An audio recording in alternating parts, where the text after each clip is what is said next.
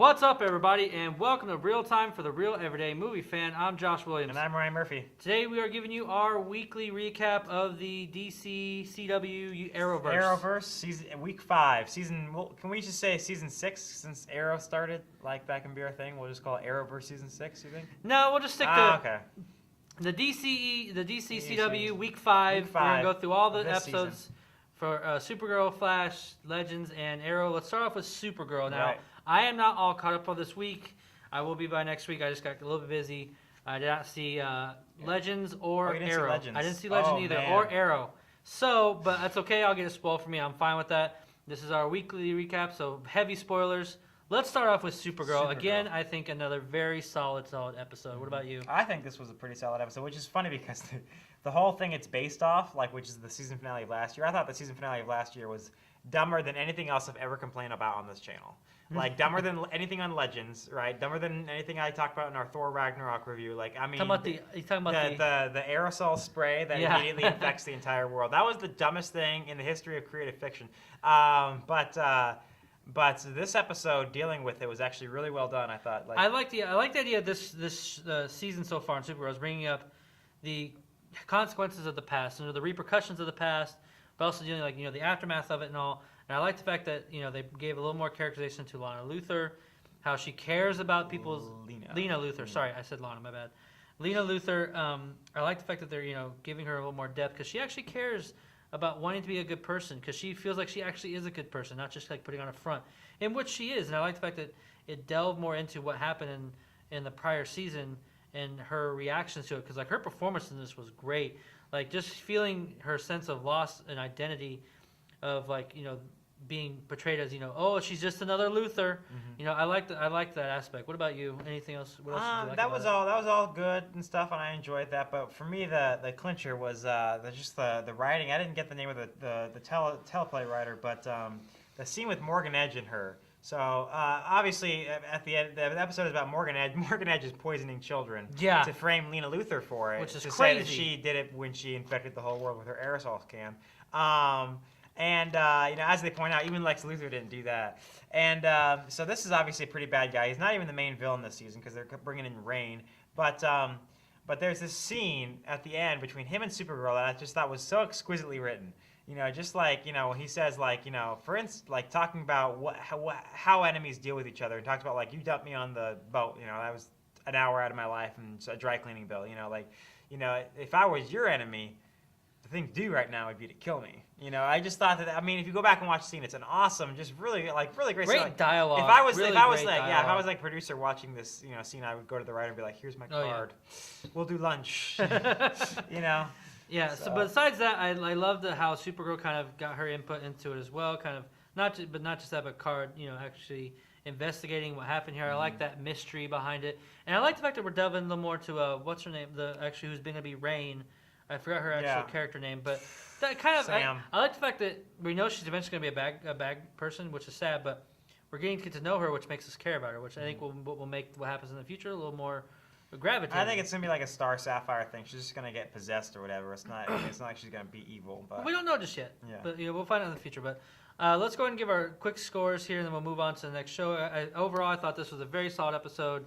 A lot of great mystery to it, and I love the fact, like I said before, it's bringing up the repercussions. I'm probably gonna give this one a solid 8.9 out of 10. I'm gonna go 8 out of 10. So yeah, that's a really good episode. So let's move on now to the Flash. Yeah. What did you think? Go ahead. I really liked it. I thought I had a lot of fun with it. I really enjoyed they're exploring more, but with the baddies and whatnot. Mm-hmm. But what's going on with you? What are some of the things you really liked? I mean, to me, The Flash this season is just fun. It's had a lot more comedic episodes. It just seems to be the most lighthearted, but with a little bit more intelligence to it than like Legends, which tries to be lighthearted and just comes off as like mind-numbingly stupid. Mm-hmm. Flash is just kind of fun, and so I mean, Flash is the only show that I actually get excited to watch every week. Like I want to watch Flash, So, I'm sorry.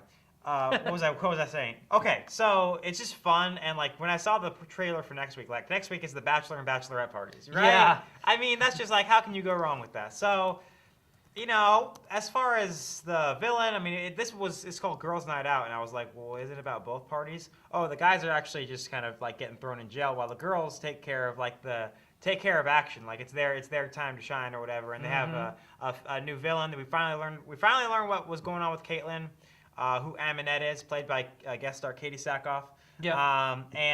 So that was really great. I saw Katie Sackhoff, I'm like, Katie Sackhoff. Yeah, Anyway. but I mean, that was all right. Felicity guest star, I always love it when she's on the show. Yeah. Emily Bett Rickards comes over from Arrow to She do it. has a very interesting dynamic between the girls, I think, and it really shines really well when she's in it. Yeah, I just really love how she's almost the bridge between the two shows. I love the cross pollination, especially between Arrow and Flash. This really is one big group that happen to live in two separate cities, and they support each other, and they're just friends. Yeah. And I really like that, but I also just really like the bachelor party stuff and.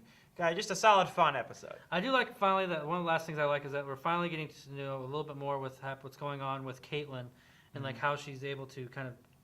We're finding slowly we're getting more and more pieces and pieces out of this. Yeah. But let's go into our scores. I will say the season's getting better and better as it goes along. The first episode I hated, and then it's getting slower and slower better. I'm gonna give this one a solid 7.5 out of 10. I'll probably go 7.5 out of 10 too. Yeah, I actually liked it. It was quite a bit of fun. So now this is where my opinion ends. Let's go on to Legends of Tomorrow. They had an episode that it was what actually. happened? What's going on? Okay, here? so what happened? So Mollis, the big bad guy, which is supposed to be, Rip comes onto the to the Wave Rider. They go back. It has like this great Doctor Who fun. Let's go. There's a vampire in London, right? So that's what Legends has going for. Like, a vampire in London, and everyone reacts to it in a different way. Someone has some, Mick's reading Dracula at the moment, and he's got some great jokes. And actually, some of the jokes with Mick constantly reading, no matter what situation they're in, he's reading this book. Which normally, when Legends does these totally over-the-top comedy things, like borrowed the Wave Rider, be right back, which would never happen. I usually hate that, but this is one instance where I thought, okay, whatever. It probably would never happen with real people, but it's funny. It's Mick. They're trying to give him some shticks, and I actually enjoyed that. It had fun with the premise of being a vampire. In London, Rip kind of rejoins the team and is like, I need your help because the bureaucracy of the Time Bureau won't let me pursue this. They go after Malice. Malice is resurrecting Damien Dark. Guess who's back? Neil McDonough as Damien Dark. Really? Yeah, and I'm with you. How much longer can we use this guy? I get it, guys. You like he Neil was McDonough. Great when he was in it, but now it's just kind of overdone. But he's back again. Guess who's back? But even with that, and then Rip, because he stepped out of bounds with the Time Bureau. The Time Bureau actually, he gets arrested in the end. He wrongs the Legends in his own way, stepping on their toes, so they've disowned him. So basically, gets thrown in the clinker, and no one likes him now, which should satisfy you because you were he was such a douche. Such a douche in the show so far. But there's a couple, and for the most part, it's fun. They have some really great scenes, like when Rip locks the Wave Rider against their, they can't get out of the Wave Rider, and so they come up with a solution to fire missiles and have them come back at them, and it's wow. Some of the stuff is actually and it has some fun. It has some good music choices where they use modern day music and stuff. And I was thinking they're actually doing it. They're actually making where did it turn bad for you? Where did it turn was once again at the end where Damien Dark totally has the upper hand, totally has everyone at his mercy basically, and he's like, till we meet again. Oh my and God! I'm like, really? You had it! God, you just lowered yourself 3 points. I was gonna give it a 7 out of 10. I'm giving it a 4. Okay, it was so. Oh my God! It's like boom, boom, boom. It's just oh man. It was so disappointing. Also, we don't really know who this Mollis guy is, and I'm not talking we have some mystery. Rip, I don't even know why he's after him. He's there's this Mollis guy, and he's been popping up through history. What do you mean he's been popping up through history? Is he doing bad things? What? Why are you after him? It's one thing to keep him in mystery, but we don't even know what Rip knows or why he's a threat or anything like that. So it's very odd. We don't know anything about this guy. So that's a detractor for me. But the main thing that brought this episode down after having some real fun was that stupid moment. Just stop doing stupid things, writers. Just stop doing stupid things. If you think that's stupid, don't do it. All right, let's move on to Arrow. I really want to see this episode. I think this season is going off on a great start. What did you think?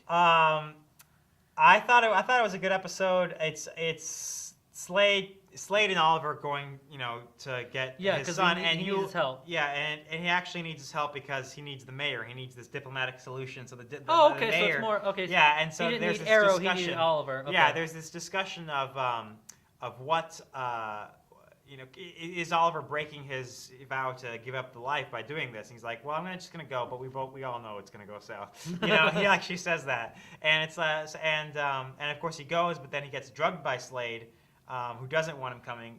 So he's like, that's like a really great moment. He's like, he drugs him, but for good reason. It's interesting to see the Slade Oliver dynamic because he killed his mother. Yeah. But Oliver's willing to look past that because he was not. I think that shows great depth, though, Yeah. like as far as development of their characters. Yeah. Which is kind. I think it's kind of great. And you just sort of feel the same chemistry as when they were on Leon U together, almost like everything else didn't happen. Just the going from meeting each other to Leon U and becoming brothers, and then this. And the other B story has to do with the Vigilante finally comes back. Vigilante was introduced last season. Yep. And it turns out they reveal his identity, and he's sorry, we're gonna spoil it. Dinah Drake, the Black Canary's ex-boyfriend, who was the guy that was shot in the head when the dark matter from Central City hit her. Okay. And actually also hit him, so he's got a Wolverine healing factor. Wow. And now he's killing people. And so it's trying to bring some depth to her, who I think they haven't done as much with. Mm-hmm, So they're doing that. The one FBI lady is still continuing her investigation. Obviously leads to some funny moments because I think that's been kind of funny in the past. She's just so yeah, I don't know. And the other thing that I liked about this episode was not only that you got the way it ends. So Oliver finally tracked down Joe, Deathstroke's son, but he's a bad guy too. So he's the head of this organization. There's a huge fight scene where Deathstroke just goes through people himself, and I can't wait for you to watch it because you're gonna love it. Oh. I know what you like. Yes. And it's gonna be you're gonna freak. It's gonna be awesome. It's basically like I don't know if it's one take thing, but it's Deathstroke. Oh, just it's one of those waste. one-shot hallway scenes. Yeah. I love those. Laying love those. waste to people in a way, violence that even for the CW, it's not Netflix. So for the CW, it's kind of pushing it. But it was a really solid episode. It leads to some interesting things. I think next week, we're gonna find it ends on a cliffhanger too. Oliver is still wherever he is, and we're gonna find out what happens between him and Deathstroke. So we're looking forward to seeing. So what score would you give it? I'm gonna go ahead and give it I'd say 7.5 is a good rating. Yeah. Okay.